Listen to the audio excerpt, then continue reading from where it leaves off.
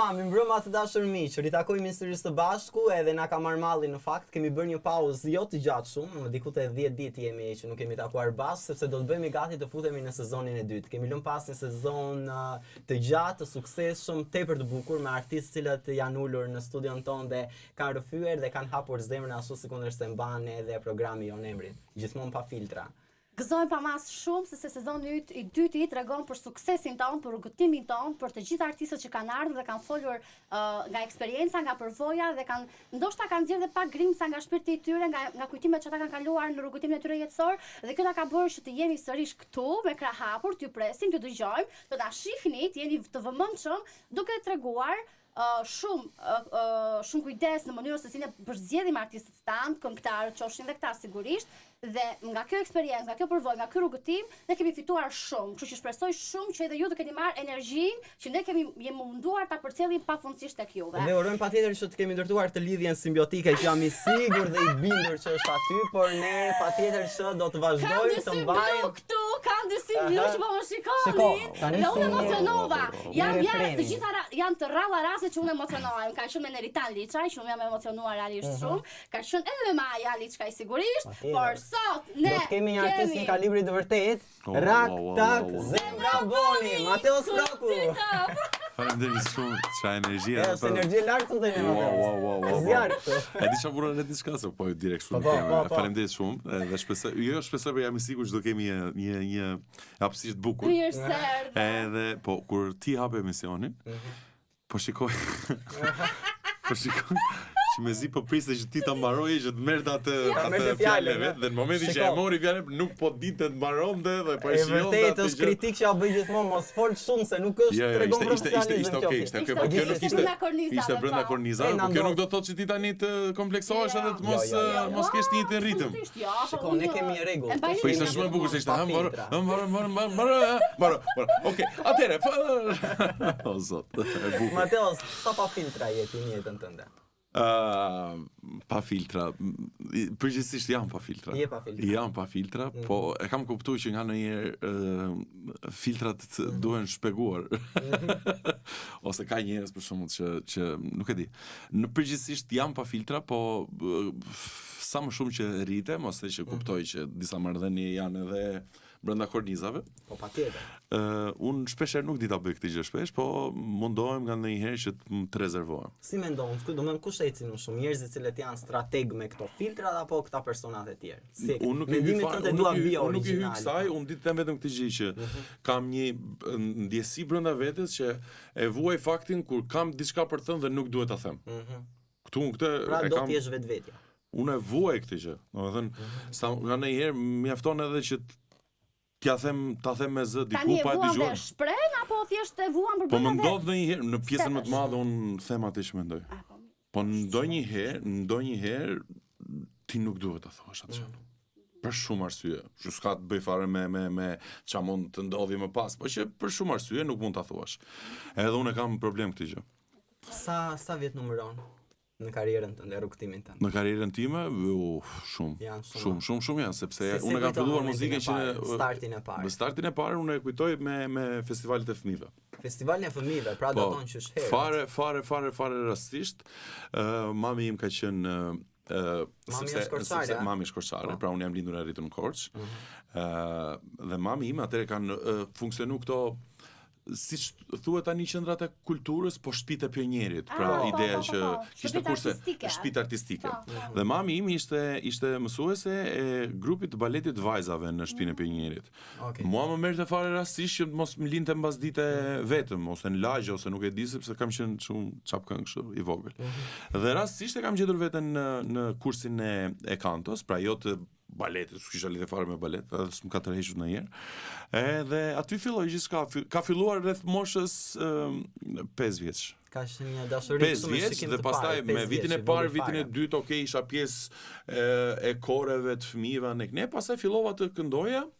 Edhe gjatë gjithë kohës kisha një lloj kështu se nuk e di pse kam jetuar shi i vogël me këtë idenë e këngëtarit, pra më shijonte kjo gjë, unë jam këngëtar. Pas e më vonë kuptova që duhet ta kisha jetuar pak më shumë atë fëmirin time, se jetoja si i rritur. Tani që po të dëgjoj me oratorin që kjo shpjegon që babin e ke gazetare dhe arsyeja që të ka kultivuar këtë lloj diskursi të mirë. Nga që s'po të letë të flasësh, po e kuptova. Ja i ra shkurt, po e kuptova.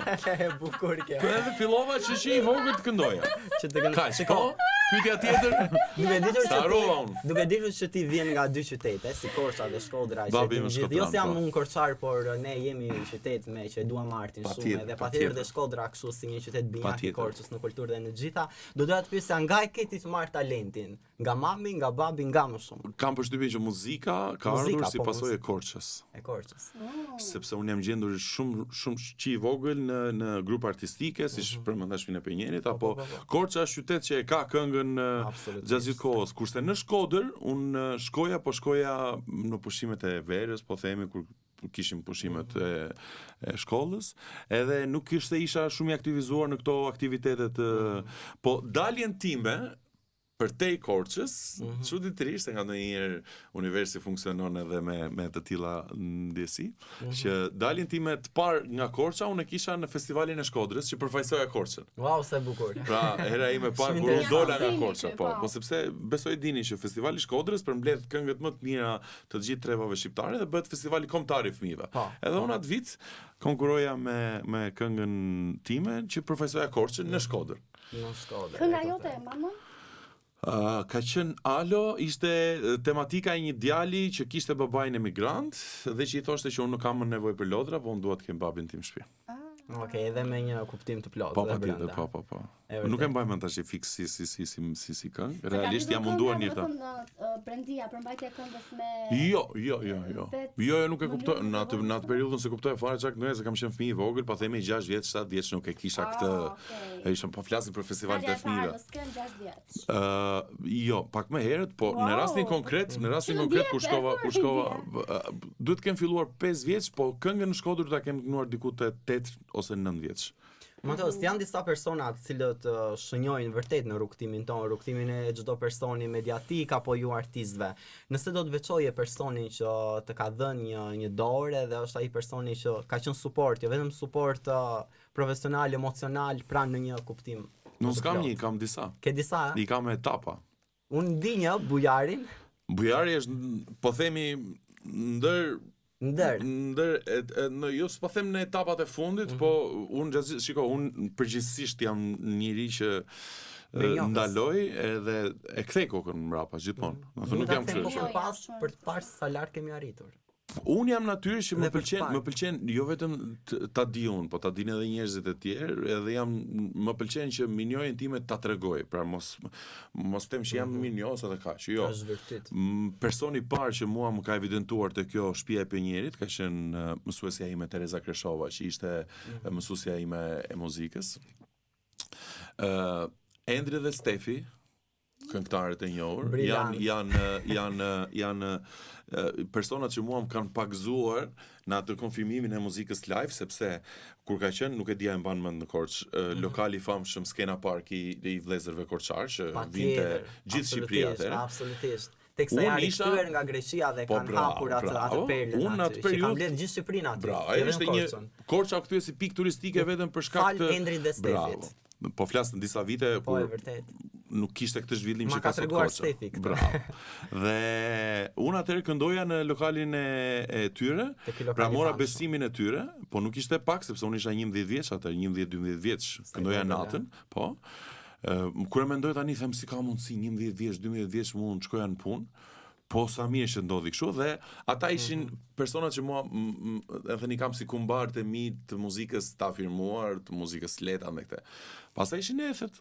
Ethet, personat që unë jam pafund minjo sepse bën atë kalimin tim pak më në rang kombëtar, pra ishte Adi Krasta, ishte Pali Kuke, Zerina, Shpëtim Saraçi, Alfred Kaçinari, Shaban Ibrahimi, Flaka Krelani ka qenë, unë kam qenë vendin e tretë, Flaka Krelani ka qenë vendin e dytë, vendin e parë e ka fituar një djalë nga Kavaja, Ertizmo, që u shkëput pasaj nga muzika. Po, Flaka Krelani. Keni qenë në të njëjtin person tjetër pasaj, ti bie shkurt, ka qenë Akademia ime Arteve, pra ideja që pra njerëz që mua më kanë shënjuar në jetën time. Ti ke studiuar në Akademinë e Arteve? Unë kam studiuar për teatr. Për teatr. Dhe personat që mua më kanë shënjuar në jetën time, pa diskutim që ka qenë pedagogu im i kryesor pra në Akademinë e Arteve, që më jepte lëndën e aktrimit, Niko Kanxheri. Pastaj erdhi Kledi Baiti. Në jetën time, kompozitori i këngëve më të njohura të mia. Dhe pastaj Bujari ishte ai personi që pranoi të bënte bashkëpunim me një djalë po themi të panjohur, pra nuk e kishte marrë atë afirmimin kryesor në muzikë ndaj këtë, dhe që sot jemi këtu ku jemi. Pra këta janë, pra jo një po disa. Mund të kem harruar dikë, po ke diçka si artist. Domethënë në momentin që vendos ta bësh dhe ta hedhësh në treg një këngë e kthej në hit. Domethënë, e dim që gjithë dashurojnë materialin. Jo gjithmonë. Po shumë i ke kthyer. Nuk ka ndodhur që janë gjithë hitet. Unë dita them që shumë i ke kthyer. Unë jam në një fazë, ndoshta mund të më pyesësh pak më vonë. Unë jam në një fazë tani që nuk po prodhoj shumë. Në kuptimin që të nxjerr shumë material. Jo. Je përkushtuar teatrit? Thjesht jo, nuk ka lidhje as kjo gjë, por ka lidhje diçka. Pra dalim me atë, ndoshta në thonjza me atë suksesin që kanë patur disa këngë që un kam publikuar pak kohë më përpara. Që ka qenë energjia. Energjia, po. Energjia me njerëzit në studio, qefi, hajde, pra ajo pa diskutim që transmetohet tek njerëzit. Nuk ka shanse që ti të bësh diçka me qef, jo me llogari, pra është gjë tjetër që ti të ulesh dhe ti je strateg i mirë dhe këtë lëvizje ta bëj këtu sepse unë e di sepse e ka bër filani, kjo nuk ec. Kjo nuk ec, por ti jesh në studio dhe të bësh një gjë të bukur me energji, ta duash atë gjën edhe ta transmetosh energjinë pozitive. E ndjen publiku e kupton. Patjetër. Artisti në vërtet kur jep shpirtin dhe kur mundohet të jetë strateg. Në të gjitha rastet kjo energjia pozitive transmetohet. Po pse do të thonë që energjia tani e aktuale si është? Jo, në këtë rast energjia tani është pak sepse dashje pa dashje ti do të konkurosh vetveten dhe në momentin që ti do të konkurosh vetveten, pra do të bësh disa hite, po ti ke nxjerr disa këngë që janë të bukura ose janë të pëlqyera, dhe kur ti do të konkurosh për shembull Raktak, ti harroje, nuk e bën dot atë gjë. Dhe ti duhet të tërhiqesh tash nga kjo ndjesia, pra ti duhet t'i kthesh prapë atyre si fëmijë. Strategji është dhe kjo. Po patjetër është strategji, po nga ndonjëherë është e vështirë për ta bërë. Dhe në këtë fazë un jam për shembull në faktin që më duhet t'i heq këto, se më duket nga ndonjëherë sikur e kam kusht, pse s'na bën ai këngë bukur. Po un s'kam për detyrë të bëj këngë bukur. Unë kam për detyrë të bëj këngë, pastaj sa është e bukur, se s'është e bukur, është pak më tepër se sa e vendos unë apo jo. Dhe kur ti ke këtë presionin, bëj hit, ti se bën dot atë, harroj, nuk ndodh. Po, dhe dua të pyes si ka mundësi që e qen veten edhe tek muzika, edhe tek arti i dramaturgjisë, sigurisht apo jo? Po. Ja aty. Shiko, unë bëra romans, komedi. Unë bëra luan ti më me shumë pasion, se besoj që i është përfashur në disa prej këtyre lloj rrymash. Unë bëra në Korç liceun artistik për kitar, edhe për piano sekondare. Kur erdhi koha e akademisë e studimeve të larta, unë nuk doja të kisha më lidhje fare me muzikën për shkollë, se më ishte mbushur koka me partitura dhe duke studiuar në shtëpi, nuk e doja fare këtë gjë. Teatri nuk është se kisha një dashuri shumë të madhe për të së vërtetës. Po ishte vetmja mënyrë që unë në shkollën time të lartë, pra në studimet e mia, të qëndroja brenda kornizave të artit. E thash, okay, hajde aktor. E zgjodha kështu kot në fillim për të së vërtetës. Më pëlqenin disa personazhe kështu që ishin aktorë, thashëm pse mos studioj edhe unë për të. Vitin e parë unë isha si me thonë, shkoja në shkollë, dëgjoja të zbëjsha, bëja në i gjë, po isha jashtë. E kisha menjen prapë të muzika. Vitin e 2, vitin e 3 dhe vitin e 4, sidomos pas e vitin e 5 për master për gjitha, unë kuptova që e du këtë gjën. E dua këtë gjën. Nuk di të them pëlqej këtë zhanër të teatrit apo diçka tjetër apo ne. Natyra ime është që në teatr largohem pak nga Mateusi. Pra unë gjithmonë kur zgjedh të punoj në teatr, zgjedh disa një periudhë një herë që nuk jam shumë i ngarkuar me muzikën, pra e kam si terapia të punën me teatrin, dhe e dyta është që të provoj gjëra që unë nuk kam mundësinë, jo në përditshmëri, por në përgjithësi që ti eksperimentoj. Dhe për shembull rolin e fundit në teatr, pavarësisht që ishte një musical që unë duhet këndoja, kisha rolin e klouni. Tash klon, unë nuk di të them, a është teatr, mund të ketë shumë zhanre që kanë personazhe. Jo, në shfaqja e fundit ishte musical, ishte Katedralja, dhe ne këndonim aty, por unë kisha rolin e poetit, le themi, po unë e trajtova si klona të gjithë. Nuk vesha, grimi, çdo gjë, sepse ajo maska ty t'jep mundësinë që ti dalësh nga kornizat komplet. Pra ti në thonjza largon përgjegjësitë tua. Edhe ajo ty të bën që të shkosh më afër karaktereve të veçanta. Edhe unë atë doja dhe po e ndjen veten më mirë tek humori apo tek muzika patjetër, tek humori apo tek pjesa e dramës? Unë në skenë nuk di të bëj humor. Nuk di. Në tavolin po të ma japi truni, po bëhem në një, po në skenë nuk di të bëj. Kam një lloj kështu, sepse shiko, sepse nuk mund ta mohosh ti faktin që ti ke ato ngërçet e tua, qita gjërat shumë edhe duket sikur tash do dalë të bëj humor në skenë. Ja, fillon edhe ngarkon vetën tënde. Po ke arritur të bësh për vete shumë të rinj, shumë target grup moshore që vdesin për këngët e tua mbarojnë tha. E me mjadit e tash ua. E fundit fare ka qenë te netët e klipit, ku ke qenë aty pjesëmarrës dhe ke fituar një çmim tani në fund. Interpretuesi më i mirë, po. Interpretuesi më i mirë. Ne kemi qenë aty në sallë të dy dhe kemi super shijuar në fakt e kanë ndezur atmosferën aty. Po unë kam një video që kam kënduar, po ti ke qenë në studi, më thënë në skenë aty, unë kam qenë në backstage aty tek pjesa e të ftuarve që ishin aty dhe t'ja bëja ande Irak tak edhe unë doja se i kisha sit nga unë ndërkohë të gjithë publiku përpara të kënduar këngën tënde. Shiko, unë përfshihem shumë, performancat e mia përfshihem shumë. E vërtet. Edhe publiku e ndjen atë, e ndjen po. Shfaqet, domethënë para se të jepë momenti që është Mateo Stroku vjen në skenë tani për ju, ishte Ermal Peçish po e përfundonte, edhe ishim kështu, pastaj ti. Është ndezur. Unë shiko, unë kam aty. Mua më dallon më njëherë kur unë po bëj një gjë që nuk e du. Edhe po të mos më njohësh fare, për shembull, sot është era e parë që ne takohemi bashkë. Po. Edhe se kur ti të mos më njohësh fare, mua po të më shikosh në skenë mua dhe unë nuk dua ta bëj atë gjë. Të gjithë i kupton, po pse po ri ky kështu. Po ka disa njerëz që e kam flën atë. Unë bie në sy të merr nëse jam duke bërë diçka që nuk e di pse po e bëj. Është e shtirur. Se unë s'para bëj gjëra që s'dua me i bë, po nga ndonjëherë ti e bën edhe se kupton pse po e bën atë gjë. S'ke gjetur arsye. Po ama në performancat e mia kur unë këndoj, unë po nuk e shijova atë gjë që kur fillon audio. Aty kam një lloj. Edhe pyetja që do të dashë mua, hajde vërtet. Edhe pyetja që do të bëj unë tani pikërisht me këtë lidhje, është pak filozofike. Çfarë është lumturia për ty dhe sa i lumtur je ti? Ua. Çfarë është lumturia? Domethënë është thelbi i kuptimi i jetës, të jemi të lumtur. Gjithë për këtë rendin, për të vrapojmë, për të ecim përpara, që të jemi të lumtur. Por tani e parashtrojmë këtu. Ti ja të them unë diçka se më duket se si e degzon ti këtë person. Çfarë Made in Albania është ajo aty? Mos i devijo pyetje? Jo, unë në këtë pyetje mund të qëndroj gjithkohën e emisionit që kemi bashkë. Edhe pse se më pëlqen shumë kjo gjë. Më pëlqen shumë, është e thellë. Po problemi është që në këtë pyetjen tënde që thua është filozofike, është e thellë. Pse është e thellë? Lumturia. Pse? Po sepse është pak subjektive. Pse nga mua filozofike, pse është e thellë? Çfarë është lumtur s'është lumtur për ty? Po, prandaj. Çfarë bën ty të lumtur? Për mua është gjë më e thjeshtë. Është zgjedhje mbi të gjitha. Zgjedhja. Sa e bukur. Është ta e zgjedh më. Unë mund të jemi i lumtur edhe për faktin që nuk jam sot largo Zot. Nuk jam sot në një duke vuajtur. Nuk jam sot në spital. Nuk kam sot një hall, nuk kam një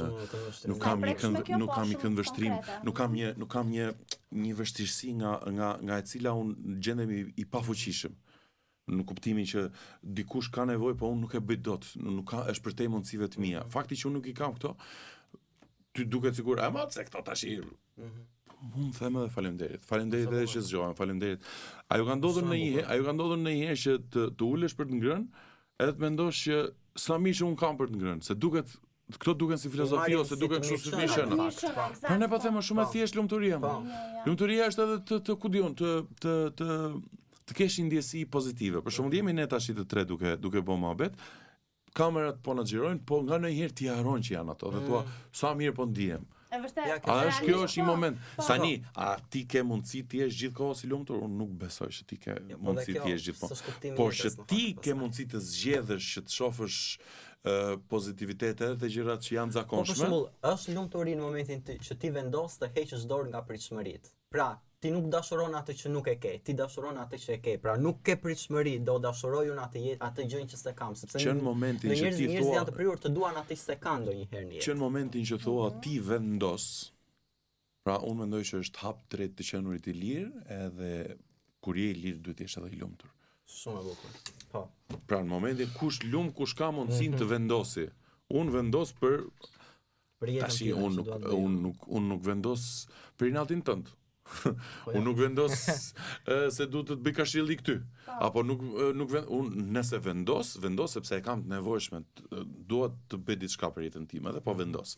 Çfarë do gjë e qofte? Në ato vendosi. Duket si bisedë filozofike, po unë gjithmonë këto gjëra i kam quajtur bazike, shumë të thjeshta. Shumë të thjeshta. Dëshirale, po. Kodi vështirësoj në, u bëjnë çik boring biseda. Jo, Se po më shkon shumë, hajde mbyllë tash ide. Përkundra, jam shumë e Okej. kundër. Për të vrapo njerëzit. Priti se kot nami ka dalë më shumë flasë këtë ditë nuk pushon asnjë. Po një jemi po. A lumami dhe? Çajde? Lumami dhe?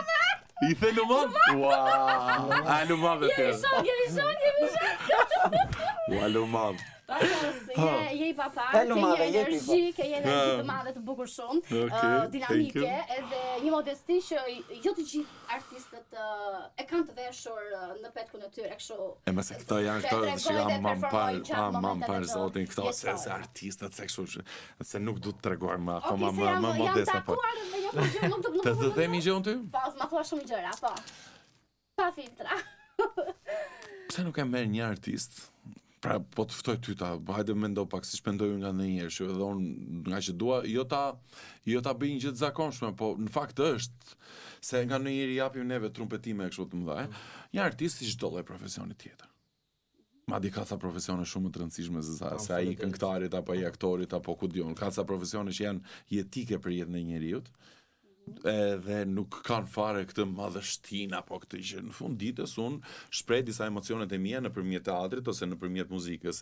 Njerëzit bashkohen me energjinë time dhe të gjithë palët kalojnë një moment bukur. Kaq. Po ndoshta nga që Po, publika. Po kaq vëllash.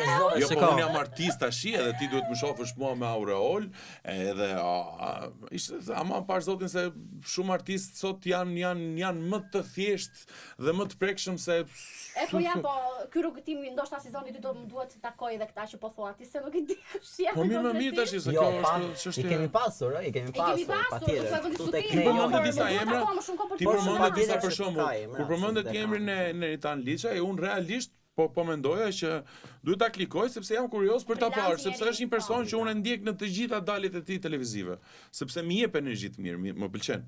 Duke qenë se the se unë kam të drejtë të zgjedh dhe nga këto zgjedhje që ke bërë në rrugtimin tonë artistik muzikor, ke bërë shumë. Ke bërë bashkëpunime me Elifar, ke bërë bashkëpunime me e fundit fare ka qenë me këtë vajzën nga Vlora? Me Dea. Dea, po, edhe Dea do na vish Dea se ku të vesh. I them unë drezvi direkt po. Faleminderit. Ka më të. Po ti nga Vlora se merr Dean? Ai nga Korça më mori mua ti. Nuk na ka. I ke shkruar dhe s'është përgjigjur? Nuk ka shkruar. Jo, nuk e Jemi kemi korrekt. shkruar. pra, Akoma jo. Dea është supervajzë mirë. Sigurisht ke bërë me Bujar Qamilin, e të tjerë personazhe që ndoshta Angela Peristeri. Angela Peristeri, me Altin Sulkun, me Acy Bardhin kam patur, me Beskallakun kam patur bashkëpunim. O zot, se nga ndonjëherë më bëhet. Që ke bërë. Kë mendon ti që është shimbitar? Kush të ka pëlqyer më shumë?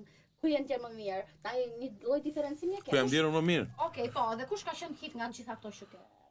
Që ka rezultuar e suksesshme? Po hiti dieta është Raktak me Bujar Qamilin. Bujarin. Po atë që kam shijuar unë më shumë, pra se Raktak është diçka tjetër, është që ti nuk e di çfarë do ndodhi. Ti e shijon procesin në studio, po sigurisht që unë atëherë kisha ca pozita më jo të favorshme, pra kur vinte Bujari unë isha sy e vesh, si po e trajton këngën si kështu anë, nuk kisha shumë në eksperiencë atëherë. Edhe nuk është se e kam shijuar shumë, kam qenë në ankth atëherë në atë periudhë në Raktakun, në kuptimin që okay, kishte energji të mirë po kisha frikën si do dali kjo gjë, sepse e ndjej kështu një lloj prishmërie nga kënga nga emri Bujari. Fare. Jo, Unë nuk mendoja gjë fare çfarë. Ndonjëherë Unë nuk mendoja gjë fare çfarë do ndodhte me Raktakun. Raktakun unë e kam kuptuar mbas një jave që shiko se ka bërë namë. po ecën kënga. Ka kapur. Pra po më thoshin të tjerët, se unë thosha, ore ti e kupton nga një që kur filloi pasaj të ecte, unë vjesha në sikletë se thosha, ore, prit se nuk isha përgatitur për këtë lloj. Po s'isha përgatitur emocionalisht, po. Për zotin më krijonte një lloj kështu. Sa dasma ke kapur me Raktakun? Hajde, Po dalo pritet të kthej përgjigje se s'u ktheva një herë me kë jam shijuar më shumë. Moj ti. Sigur çfarë ju ktheva po. Pama bashkëpunimin që kam shijuar shumë, ka qenë me Angela Presteri, sepse unë me Angela. Do thoshte bujarin. Andaj përfisi kaq shumë. Muzaime. Po them pra bujarin unë kam patur këngën më të suksesshme. Po kam qenë në fillimet e mia dhe nuk dija më shiu se sa më qenë në përgjithësi po bëj diçka. Pa me Angela Presterin unë jam rritur, jemi i miqë në fëmiri. Dhe fakti që ne vinim të dy ajo në karrierën e saj, unë ato hapat e mi që kisha filluar të bëja. Ndjeshe mi sigur këtu pa. Kam shiju çdo gjë, unë kam shiju me Angela në procesin e studios, të xhirimeve, të më pas të suportit të këngës, e kemi shiju me punë me njëri tjetrin, kemi lëvizur, kështu është tjetër ndjesë. Ju ndodh shumë dhe të udhtoni, ja? Uf. Unë gjithë kohës në udhëtim. Një pyetje kështu pak me spejt, si pa filtra. Bre dite këto spejt. Të dalë një çish për lalkës e vdisha, tash të dalë që si nga dorë. Ngeli koncar parë këtu në panelin tonë. Po ja, djali edukuar ti drejt merr në telefon të prezantohet, të thotë. Ai është edukuar pse unë si jam? Po ti s'm ke marrë në telefon. Me atë folë. Kemi folur shumë mirë në fakt, ishte për eksperiencën time radio televizionin shqiptar. Po kështu ndonjë spejt s'ka me sartizëve. Sa duash. Sa i sinqerte. Dëgjova? Sa duash. Sa duash. Një nga profesionet më të çuditshme në realitet, në backstage, në marrëdhënie reale. Para kamerës, pa snimin. Po jo të lajnë të lynë, jo, po kanë. Jo bëjnë patjetër më që ka. Patjetër që ka. Nga se vin këto për shkak? Nga egoizmi. Nga atë qenurit egoiste dhe përgjithsisht të gjitha profesionet publike duan qenë egoiste. Për sa kohë dal në skenë dhe dua që ti të më pëlqesh apo dikush tjetër apo ndekte dua të marr vëmendjen, unë e kam thënë ose jo, po e kam thënë që jam egoist. 100%. Po patjetër që po. Dhe nga ndonjëherë sa më i madh ti suksesi aq më shumë e ke kërkuar atë gjë ose por shiko, mua shpesh më ndodh për shkakun që shumë këngëtar ose njerëz publik të mendoj që do ishte më mirë të mos i kisha takuar në jetën e tyre reale. Wow. Po. Pse tani? Me ta bëra një lajm. E bëre lajmin, e bëre. E bëre lajmin. Po pse këtë? Si do ta zgjeroj? Sepse se di, nuk e di, ndoshta për shkak të lufta për çfarë është më shumë? Është luftë për famë, për vëmendje, për lekë, se dhe leku jeton në këtë botë. Po për lekë për gjithçka më shkëmo. Për dominancë, për territor. Ti nëse nuk e di për çfarë duhen lekët, atëherë kot po i fiton ato lekë. Ka shumë njerëz që i duan lekët dhe nuk e din për çfarë i duan. Se nuk po du tash të bëjmë kështu si ku diun, sikur t'jap mend, po. Kam njoftur shumë njerëz që kanë lekë dhe nuk e din për çfarë i kanë bërë ato lekë. Pra nuk e kanë një adresë se për çfarë më duan. Unë qofse dua të bëj diçka, e di pse po e bëj këtë gjë, ose të paktën po mundohem që të gjej arsye pse po e bëj këtë gjë. Se bëhet më e bukur rruga për të shkuar kudo pastaj. Po, kur ke një motivacion. Po patjetër. Do bëj këtë emisionin, pse? Dhe pastaj atë pëlqen përgjigjja, nëse s'të pëlqen përgjigjja, domethënë që ti nuk e ke shumë të fortë atë gjë. Nëse ti bën një emision për natin tim, okay, e bëre një puntat, dy puntata, pastaj ja unë e pa që ti bëre emision. Unë s'bëra ndonjë gjë, s'reagova fare, atëherë ti për çfarë po bën emisionin? Tamam. Nëse se u zgjeron kështu. Tamam, e bukur. I vi pastaj kam marrë shtin pyetjen edhe ajo të fillojnë të filozofojnë tani pyetja për më. Ta bëjmë pak me Albania shumë të bukur këtë xhaketën me. Të vesh me fustanka. Jo, jo, shumë kështu je. Me fustanka. Xhaketë me fustanka. Made in Albania. Po bre pasha. Është veçantë. Po patjetër. Ashtu dhe. Tani më tregojnë se këtu sa dasma ke bërë me rak tak tak. Shiko. Sa miliona ke bërë ti me rak tak tak? Unë mendoj që sa leka ke bërë ti me rak tak tak? Sa leka. Unë mendoj që në këto 5 vite që unë jam i aktivizuar në sezonet e verës më së shumti me dasmat. Ka ardhur si pasojë e rak takut, e disa këngëve të tjera dhe si pasojë e energjisë dhe atmosferës që unë jam përpjekur që të bëj gjithmonë aty ku kam performuar. Në dasma ka ndodhur ndonjëherë që Lucia të ketë ngatruar dhëndrin dhe të ketë kërcyer pa dashje me ty? Të jetë rrëmbyer nga muzika. Pse thua ka fus me versh? Po pse thua që e kanë? Po ti ja vashur burrë, nuk do del nami mua që flasit ty të mbullet goja. Po. Folu madh. Olu madh e jepi. Unë kuptoj që ti e ka pa durim se mendojnë që do t'ja vjet kopacon.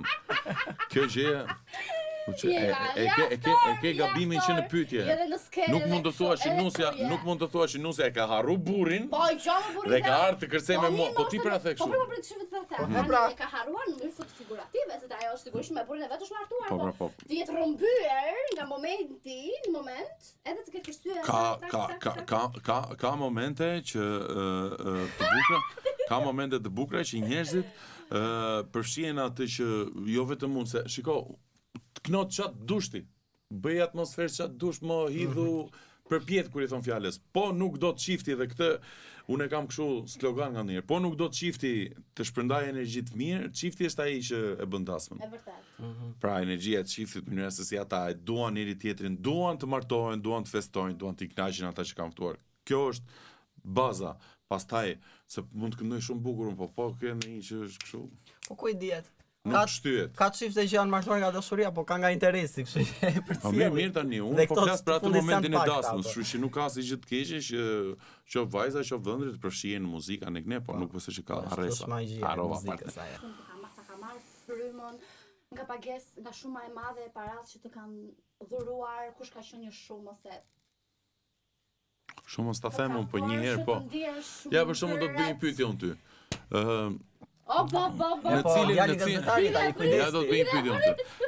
Në cilin qytet ti mendon që unë kam marrë më shumë lek të kështu bakshish, po themi ose të hedhur?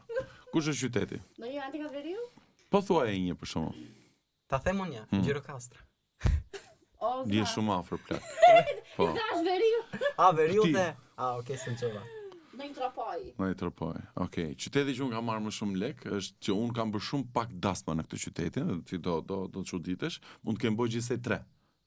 Pra në këto 5 vite ku unë në gjatë një viti realisht kam një numër të konsiderueshëm dasma, është në qytetin tim të lindjes, Korç. Dhe lekët, më shumë lek bakshish kam marrë në qytetin, madje kemi dalë edhe për portale atëherë sepse gabimisht unë hodha një video duke mos menduar shumë gjatë, dhe e kishin marrë pastaj gjithë portalet e kishin hedhur. Kam qenë së bashku me mikun tim Beskallaku, ai këndonte, po ishte periudha që ne kishin nxjerrë patushën atëherë. Këngën, edhe çifti ishte, Nusja ishte nga Korçë, ishte pak kështu. Po aty u hodhën shumë kështu të frikshme. I bëjmë dasma, ti bëjmë ne. Sa nuk ta them. Po ka qenë larg. Po e çuditshme, më thon kur tu akor sepse ai tha Gjirokastër dhe gjatë gjithë kohës. Edhe se lidha unë, se thash nga që janë kërnace dhe thash mos ndoshta ishte një paradoks kjo, prandaj. Këta më pëlqen ajo Barceleta që ka filluar thuhet edhe shpesh tash këto në televizion që e diti nga se është krijuar Gjirokastra nga korçarë do lëshuar. E kupton ata që lëshonin do ama dhe Korça është diskutuar që janë kërnace. Po pra janë paralele me financat. Edhe çuditshme që lekët më të mëdha kanë hedhur në qytetin e Korçës. Do të them ti pjesën ka qenë me shumë me këtë unë dua që të ngacmoj pjesën e veriut, po le tash se është marketing kjo, po le. Ne këtë do ta nxjerrim atje video, kështu do ta nxjerrim tek rrjetet sociale. O zot, unë që s'dua fare të flas për këto gjëra. Unë shikoj. Jo, për zotin, unë realisht nuk më pëlqen të flas për këto gjëra, edhe ky që thotë këto ta nxjerrim në ato rrjete sociale. Po vetëm këtë gjë nuk doja të dilte, po hajde. Ose nëse do ta nxjerrë bashkë me këtë në rrjetet sociale bashkë me këtë që sapo thash tani. Me këtë argumentin. Me këtë argumentin. Folum për momentet e bukura dhe ti je një artist, momentet e bukura jam i sigurt që ka pa fund edhe pa mas. Momenti më i vështirë i jetës tënde. Shoh Big Brotherin, edhe gjëja që unë them, çfarë do kisha treguar unë po ti isha aty, është kjo linja e jetës. Te linja e jetës. Para disa ditësh po tregonin momentet më të vështira dhe ti instinktivisht mendon çfarë do kisha treguar unë. Po. Mos kam asgjë plak. Po sa kaq pa drama jeti? Domethënë nuk e sfida ti në jetë. Unë këtë diskutim e kam bërë para disa vitesh me mamin. Po pinim kafe. Po. Dhe i thash, mos më ka ndodhur asnjëherë asnjë gjë që të më shkundit, më tundi nga themelet. Uroj të mos më ndodh në një moshë të madhe, i thash. Në kuptimin kur ti vërtet mendon që i ke stabilizuar disa gjëra. Po unë kur? Tani do thuash ti këqojmë dhe mund të më ketë ndodhur dhe unë nuk i kam marrë kaq të forta. Varet edhe se i përballon, ëh. Po nuk kam bjerë në një herë tundje themelesh në kuptimin që temon po tani të mos gjej një rrugëzitje. Eksperienca jetësore sa të duash. Zgjinim sa të dush. Tradhti sa të dush, në kuptimin jo tradhti kështu çiftesh andaj këtë, se kisha fjalën për të, po. Tradhtin kuptim kur ti Ti është ndihesh i universale, tradhtuar, është me gjë. kuptimin në gjithçka mo. Po ku diun, sa të dush. A kam ndjerën që ky është momenti më i vështirë i jetës time? Jo, fare. Mendon se i fort. Është Për fort si shembull karakteri. një nga momentet për shembull që mua më ka, po që s'është fare i fort në kuptimin kështu dram, s'ka lidhje. Ishte momenti kur unë shkëputa nga shtëpia, se duket se unë jam drejt gjërave të thjeshta valla, unë përgjithsisht nuk merrem me këto, nuk merrem me këto, hajde si ta bëj unë jetën time më dram që kur ta them unë ty tash ti çfarë jo fare. Unë merrem dhe besoj që shumë njerëz e kanë kaluar këtë, të paktën njerëzve që është dashur të ikin nga qytetet e tyre dhe për të ardhur në Tiranë për të bërë studime. Një nga momentet e mia më të vështira ishte kur unë erdha në Tiranë. Pavarësisht kisha qenë ethe, kisha shumë miqësi në Tiranë, shok që kisha punuar në studio shumë të njohur atëherë në Tiranë. Po erdha siç e them pak më para, babi im është gazetar, mami im është mësuese në Korçë, pra dy njerëz që kanë njohjet e tyre në Korçë. Dhe dashje pa dashje ty të përkëdhel ajo fakti që unë jam i birit Toninit edhe i Lidës, po them. I reputacionit të Po, prindërve. i reputacionit të prindërve në qytetin tënd. Po. Kur erdha këtu në Tiranë, këtu s'kishte prindër. Këtu është Mateosi dhe rruga Dhe që do këtu i ishte momenti i parë që unë kisha frikë, më jepte edhe adrenalin kjo gjë, tash çfarë do bëjmë me jetën time. Dhe unë shumë pak gjëra ndaja me prindrit e mi atëherë, sepse doja që ata të mos ishin ndjeni, sepse unë atëherë mendoja që po të jenë ata ndjeni, ata do më ndihmojnë. Unë s'kisha nevojë të ndihmonin. Okej. Pra unë Forca ti beja vet. Po ky ishte një vetjake, moment për shembull që unë është si ai udhkyqi. Po tash. Pra unë kam shtëpinë, unë kam shkollën, unë do filloj punë këtu, po s'mjaftojnë vetëm kaq, është drejtimi i jetës që ti do marrësh në kuptimin e të qenurit vetëm. Pra janë disa përgjegjësi që ti i merr në shpatulla dhe thua tash jo, okay, do ja dal. Pra nuk do t'i bie me mamit. E kam thënë një herë në televizion. E kam thënë një herë në intervistë. Po mua mami më ka dhënë, edhe e them këtë gjë, kur kam ikur nga Korça, më ka dhënë 120.000 lekë në dorë. E më tha, të keqen mami, tha, mbaj këto, tha, edhe kur të duhen të tjera më merr në telefon. 17 vjeçun atëherë. Tash jam 35. Unë s'e kam marrë me mamin në telefon të them mam dërgon një lekë tjetër. Pavarësia. Pra, a është ky momenti i vështirë? Ekonomike apo? Unë nuk them që është momenti i vështirë, sa them që është momenti i rëndësishëm, që sa mirë do të ishte që njerëzit ta kuptojnë momentet e rëndësishme në jetën e tyre. Pra që ky është ai momenti i rëndësishëm që nuk ka të bëjë thjesht me një zgjidhje momentale, por ka të bëjë me shumë më gjatë, e kupton? I rashik gjatë. Hajde. Jo, shumë mirë, ishte e vërtetë edhe. Po drama jo. Nuk kam përjetuar në jetën time. Faleminderit Zotit. Sa pak drama. Faleminderit Zotit. Dhe ke reflektuar dhe në televizion, në performancat e tua që ke bërë. Më dukesh sikur ti arrin të emocionosh, të depërtosh emocionet të tjerët, por jo të emocionosh vetë. Je kaq i ftohtë, je kaq Unë kam shumë problem për shembull. Unë dhe lotët jemi takuar në jetën para shumë vitesh. Unë me lotët jam takuar vetëm 2 herë në jetën time. Ua, po ja. Ku ka të dy raste që lotëve? Si da? Një herë ka qenë nga një post-traumatike kur unë dola nga operacioni, se pata një aksident me dorën. Edhe thjesht dhe një herë ishte kur humbëm dikë të familjes dhe në fakt në atë moment ne nuk e kishim humbur, po unë duhet i thosha babit që bab nisu sepse është momentet e fundit dhe nga që unë kam një marrëdhënie shumë të fortë me prindrit, unë e ndjeva momentin kur ja dhash unë atë lajm babit për vllajën e vet në rastin konkret. Edhe i thash bab nisu, i thash edhe ai ishte momenti kur unë u shkarkova. Po këto 2 herë mbaj mendun që të kem. Kam momente shumë që për lotem kam i kështu të vogël. Në disa momente kështu, po ti çaj jo. Për shembull, më emocionon diçka, e kupton? Për shembull, dëgjoj diçka që më shënjon edhe mua, më thot diçka, edhe më përlot po një të vogël, shumë të vogël, kështu, jo që të pikoj diçka. Po në skend është kërkuar të derdhësh lotë, të thuaj ndonjëherë se kam dëgjuar faktikisht që jo, e kam dëgjuar. Që nxjerr lotin dhe jo ta nxjerrësh me çep edhe me lot artificial. S'ka lidhje aktori mirë është ai që ditë çaj, s'ka lidhje se ka njerëz që qajnë kot me çat dush ti, po ke zotot që janë aktor të mirë. Po mua nuk më është dashur ndonjë çaj. Jo. Ose kam marr pjesë në gjëra që janë pak më masive, më shumë. S'më është dashur ndonjë. Nuk kam marrëdhënie të mirë. Pas ka Zoti ka shumë të ka atakuar vetëm energji pozitive, ky është fakt edhe për ne, fakti që je këtu Na transmeton të energji. Shiko se Dhe energjia shiko mirë se ndjehet, të drejtojmë sikur të njoh prej vitesh. O lal, është zgjedhje. Pra, edhe ti qash ose të mos qash, pra, po që të mos qash duhet të kesh një arsye të fortë për ta mundur lotin. Pra mund të ketë shumë momente gjatë ditës kur unë dua të qaj, po çu. Është e rëndësishme që ti dia, po jo mos ka lidhje me aktivitetet, se mund të jesh edhe pa aktivitet fare, është marrëdhënie me veten ajo gjë. Shumë e rëndësishme që ti thuash vetes një arsye pse nuk duhet dorëzohesh. Ke arrit ndoshta më tepër pjekuri emocionale, më del tani në një studim tjetër psikologjik që thua që njerëzit që arrin ti menaxhojnë mirë emocionet e tyre, kanë pjekuri emocionale. Vjen kjo si pasojë e asaj shkollës së mirë të aktrimit që ti ke bërë? Të ka stërvitur mirë anën mentale shpirtërore? Të ka vënë shumë apo është eksperienca jetës ajo që ndikon. Ja do të them Cila diçka. shkolla më mirë? Më bëre një tak tash. Më bëre me qenë se jemi në emision. Hajde një rak tak tani. Po nuk ta them dot emrin e personazhit, po një nga personazhet kryesor në Shqipëri. Nuk po jap adres në cilin departament të artit ka qenë. Bëj një intervistë në Top Channel. Edhe unë ndjeva mirë në intervistë. Pra pak a shumë si tash që çka ke për ton thuje vëlla se do të gjej një gjë i sinqert maksimum. Merr ky personazhin në telefon dhe më thotë mua, "Çfarë bën?" Ishte tash unë sa dola nga një intervistë. Ishte një periudhë që komunikon. Personazh i njohur. Shumë i njohur. Po.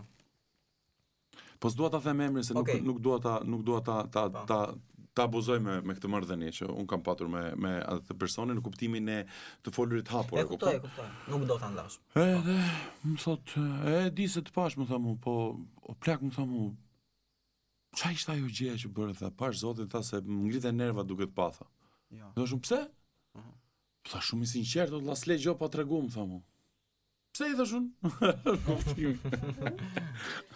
Tha, ore, kur do të kuptosh, ta që ka disa momente, ta që duhet të thuash ati që publiku do të dëgjoj, jo ati që do të thuash ti. Unë këtë nuk e kam qef. Pra të dalun tash edhe pra nuk është parimi jot. Pra të ngacmojmë tash të dalun me juve dhe të ngacmojmë, po këtë e bëjnë shumë njerëz. Nuk e di ai vini re ju për shembull që ulen tavolin. Edhe janë totalisht shumë. Dhe flasin atë që njerëzit duan të dëgjojnë. Po nuk e kuptojnë që njerëzit e kuptojnë këtë thonë, na spiva ama liçë, ishte këtë, e kuptoj. Për shembull edhe këtë mimik që bëron tash. Shumë njerëz, po a jemi një tavolin duke folur, mua pëlqen kjo mënyrë të intervistuarit që podcasti e ka këtë lirshmërinë, po ne ndonjëherë harrojmë fare që kanë kamera. Po patjetër, po shumë njerëz këtë gjë bëjnë, kështu që për të shkuar tek ajo gjëja filozofike që un prap nuk dua ta bëj filozofike se është shumë e thjeshtë. Un nuk them që kam arritur një gjendje emocionale perfekte. Por un kam vendosur të zgjedh të vërtetën dhe atë që ndjej për të bë. Tash janë gjanë kjo filozofike, po ku diona, unë s'dua ta quaj filozofike, unë shkoj te e vërteta. Pra jemi në muhabet. Publiku e do këtë gjë, sepse nuk ka detyruar asgjë që unë vi sot këtu te ju të bëj emision. Më kam marrë në telefon, kam thënë të lutem, në këtë periudhë jam pak i ngarkuar, mund ta lëm një moment tjetër, po. Dhe në momentin e dytë që më morën në telefon, them po, jam gati dhe erdha. Pra s'm ka të, për çfarë tash duhet vijon ti shkas. Unë kam ndjerë që në telefonatën e parë që kemi bërë, se kemi bërë dikur rreth një vit më përpara. Dhe e kam ndjerë sinqeriteti, se më ke thënë Angjeli kam punë, më ke thënë. Do të themi nuk vi do tani. Unë atë moment edhe mund mos kisha hapur telefonin fare se e mbaj mend kur më ke marrë në telefon, unë kam ndjerë, jam shumë i sinqert. Kam qenë në sallë provash me ca flet tekstesh në frëngjisht që unë tani të më thuaj një fjalë frëngjisht, unë s'di asnjë fjalë, kupton? Okej. Dhe kur ti më thoshe mua ne jemi do bëjmë një emision, kështu unë isha kam emisionin tjetër komplet, kupton? Dhe marr kohën edhe se ndale se edhe ky djali që ka marrë telefon ka se marr dhe unë ndonjëherë telefonin, i them dikujt, a mund të bëjmë diçka për shembull një këngë bashk? Për shembull kam dhe unë nevojë për bashkëpunim të bëjmë dika. Se më thonë dhe mua jo, se juve nuk e dini sa artist më kanë thënë mua jo, e kupton? Vajza përmendën bashkëpunimet që xhaj janë. Po sa bashkëpunime nuk janë bërë se nuk kanë dashur tjerë të bëjnë me mua, apo ku diun, nuk e kanë parë tudhës apo kanë thënë apo kanë thënë shiko se kemi ca projekte të tjera dhe ndodh 6 muaj se zjera si këngë personi që ka thënë jo, e kupton? Po çfarë ti bëjon tash ta marr personin ti them ti pse bën po s'do, vazhdo, dakord, në rregull. Unë kam bë prap diçka që kam dashur të bëj. Absolutisht. Po edhe kjo nuk është se po ta bëj kundër teja, po për inatin tënd. Po s'do, okay, dakor, s'do. Po unë mendoj që njerëzit duhet të jenë pak me këmbë tokë edhe ta me mend në kokë. Po mirë me këmbë tokë për të ore, nuk ka mundësi ta bëj këtë gjë. Dhe jo tash ti vjen kështu nesër se u zgjat shumë. Po. Tani më shpjegoj çik këtë, kjo pa filtra, ajo goja e hapur është goja e hapur apo buzë të bukura? Është një gojë që flet, asnjë rast tjetër, është një gojë që artikulon ndërkohë dhe po flet pa filtra. Edhe po flet pa filtra në radar këtu. Personazhe. Ka shumë si ky tatuazh që kam këtu, po se nga që unë i mbaj duart kështu. Kanë kuptime tatuazhet tua. Ky po gjithë tatuazhet e mia kanë lidhen me mua. Kjo është që njëri, nuk e di a që njëri duhet ta thotë fjalën e tij, është nuk e di tash ja duket. Duhet ta thotë fjalën e tij edhe në pamundsi. Edhe në pamundsi. Idenë tënde. Po flas kodë. Po flet për këtë me me gjomba. Pra ky njeriu këtu është i gjakosur, është me sytë e lidhur edhe me gjomba. Dhe prap ai ose ajo, se kjo nuk ka gjini, pra është pa gjini si është thjesht imazhi fytyrës. Po e thot fjalën e tij. Pra në gjomba i gjakosur me sytë e lidhur. Pra edhe në pamundësi njeriu duhet ta thotë atë që ka. Edhe në këtë botë e egër duhet të thotë atë që mendon. Patjetër burr. Është i bukur. Ne do të thoshim na jepni një mesazh. Ky është mesazhi më i bukur i dhënë pa filtra. Po se e lidha me imazhin e logos tuaj, që është i bukur. Po tani, folëm për këta artistë të cilët i kanë këto idetë e tyre, këto ngërçet e tyre, po artisti që ti e vlerëson më shumë, jo se është profesionist, se mund thuash bujari, fjala vjen këtu, po sepse është njeri. Përveç se është një artist i mirë, është njeri i mirë. Është njerëzor. Që ti e vlerëson. Mund të duket shumë paradoksale kjo që do them. Ose e ke mik. Besoj që kemi si. Kam thënë emrin e një artisti shqiptar që u ka dashur me vlerësu për diçka të jashtëzakonisht madhe që ka bërë.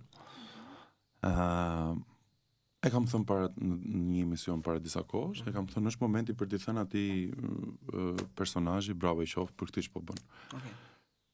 E di kush ishte gjë që më bëri përshtypje tash si ka mundësi o zot. Çka komente ja ky do të marrë vëmendje dhe i përmend emrin këtij. Edhe unë nuk kam asnjë emër që të them ty tash se e kuptoj. Po kam miq pafund në muzikë, në teatr pafund. E kuptoj. Ku diun, më e rëndësishme. Se di, kam. Ke plot. Po përgjithsisht me gjithë njerëzit që un kam bashkëpunuar, pra që kam duhet, unë i kam miq. Do të bëhemi me njëherë gati miq për kaluar te rubrika jon me po ose jo. Kështu që Mateo se gati. I sinqert po ose jo, vetëm kaq, ë? Po. Pëlqen. A ke menduar ndonjëherë të heqësh dorë nga karriera? Më tha Ermenia me lon fare me ik jashtë. Po, e kuptova pastaj që ishte një moment dobësie para disa vitesh. E kuptoj. A të ka tradhuar ndonjëherë ndonjë mik i afërt? Mik? Mik. S'është i njohur ky.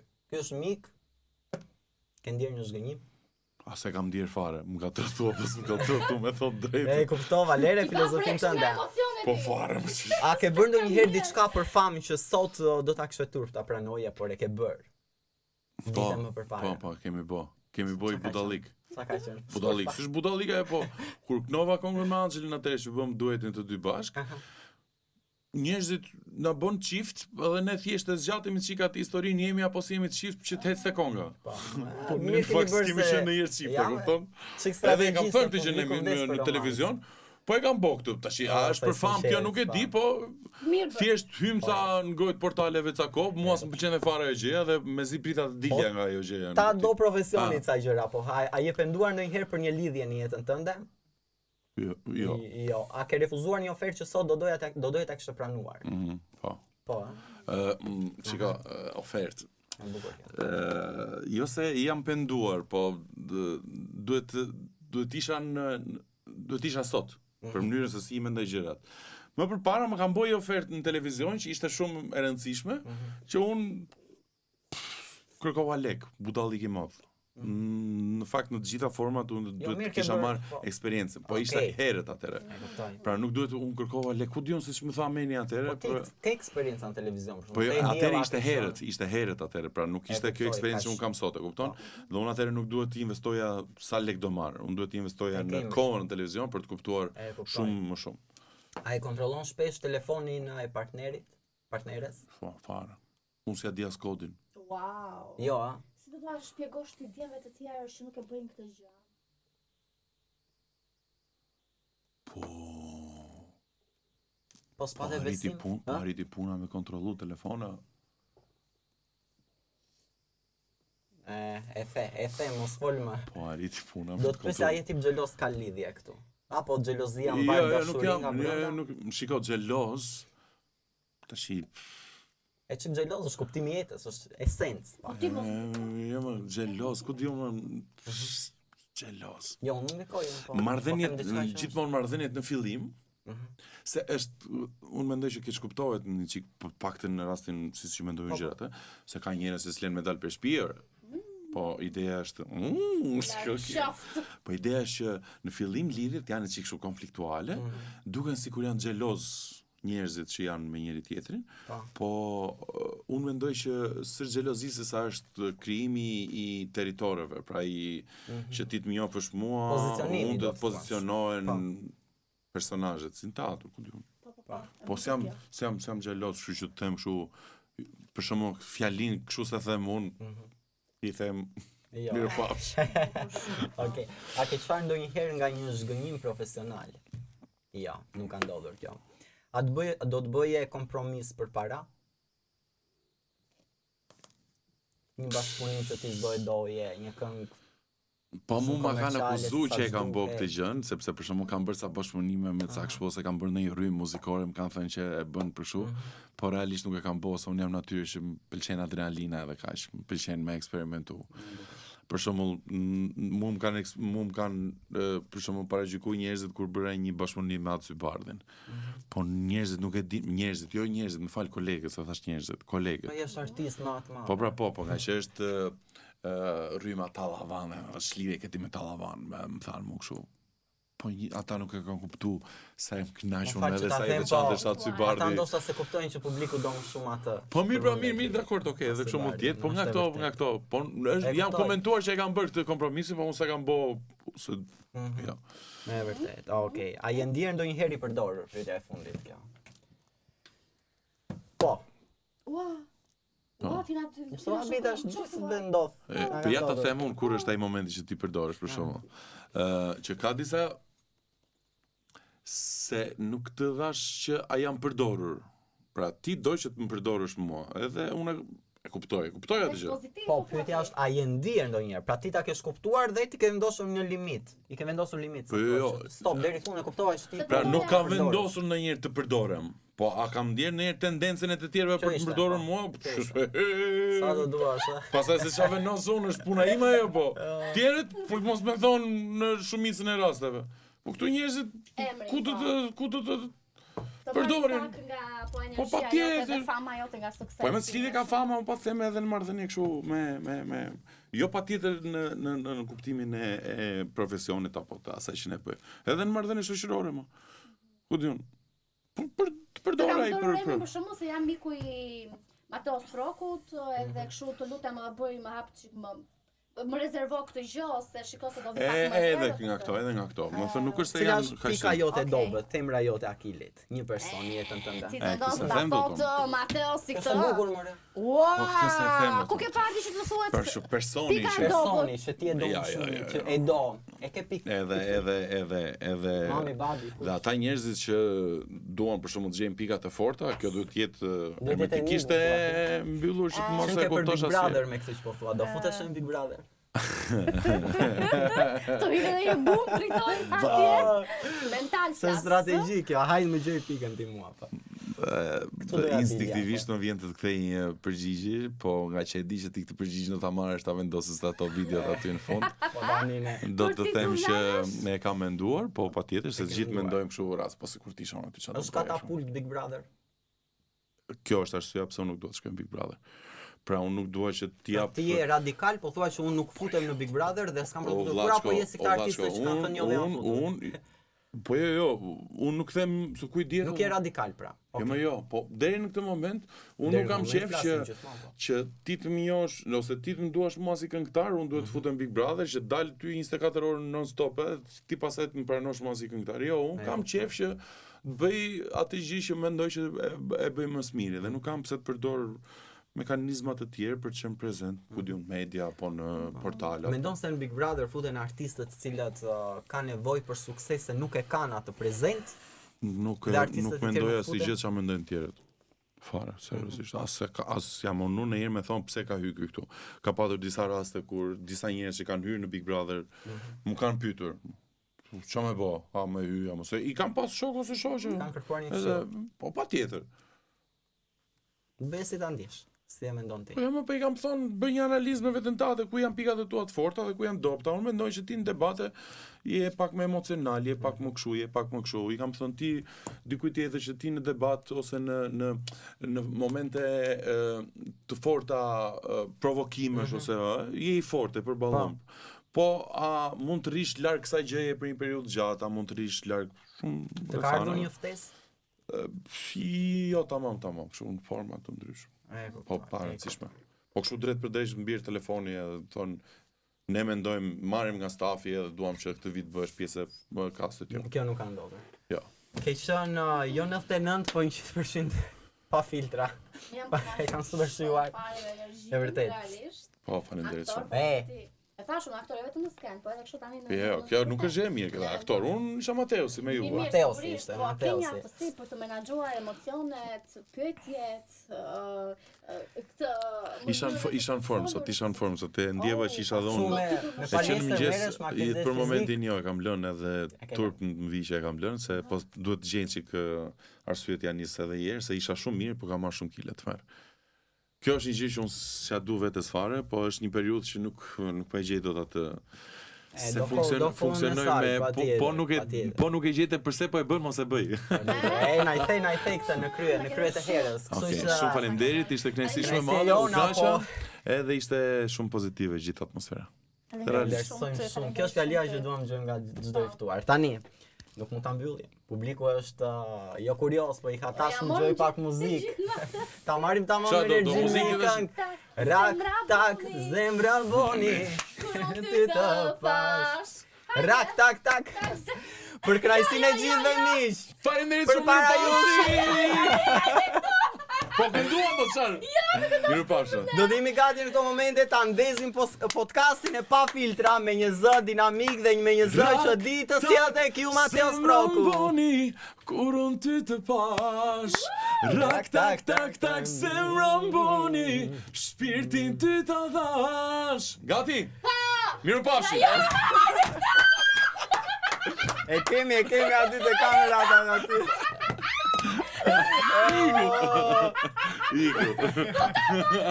Është vetëm ja herë që mua u ka ndodhur.